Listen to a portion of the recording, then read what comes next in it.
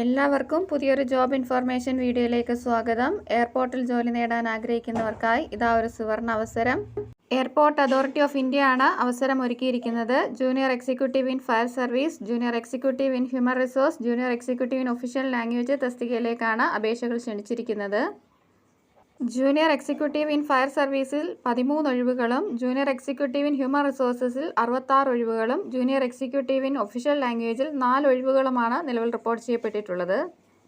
Junior executive in fire service തസ്തികയിലേക്ക് അപേക്ഷിക്കാൻ വേണ്ടുന്ന വിദ്യാഭ്യാസ യോഗ്യത ഫയർ എഞ്ചിനീയറിംഗിലോ മെക്കാനിക്കൽ എഞ്ചിനീയറിംഗിലോ ഓട്ടോമൊബൈൽ എഞ്ചിനീയറിംഗിലോ ഉള്ള ബിടെക് ബിരുദമാണ്.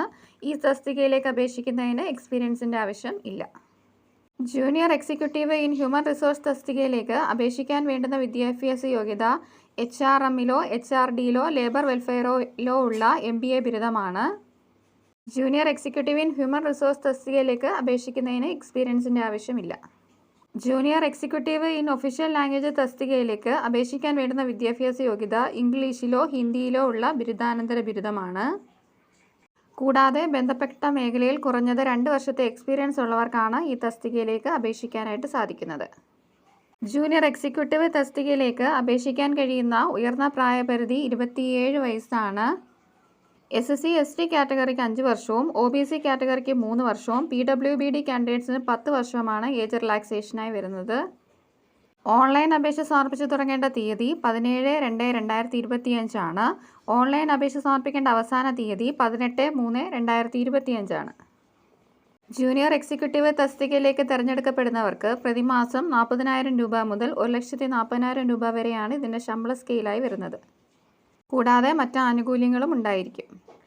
അപേക്ഷ സമർപ്പിക്കാൻ ആഗ്രഹിക്കുന്ന ഉദ്യോഗാർത്ഥികൾ വിശദമായി നോട്ടിഫിക്കേഷൻ വായിച്ചു നോക്കിയ ശേഷം മാത്രം അപേക്ഷ സമർപ്പിക്കുക. തെറ്റായ അപേക്ഷകൾ റിജക്റ്റ് ആകുന്നതുമാണ്. കമ്പ്യൂട്ടർ ബേസ്ഡ് എക്സാമിൻ്റെയും ഫിസിക്കൽ മെഷർമെൻറ്റ് ടെസ്റ്റിൻ്റെയും ഫിസിക്കൽ എൻഡ്യൂറൻസ് ടെസ്റ്റിൻ്റെയും അടിസ്ഥാനത്തിലായിരിക്കും തെരഞ്ഞെടുപ്പ് നടത്തുന്നത്.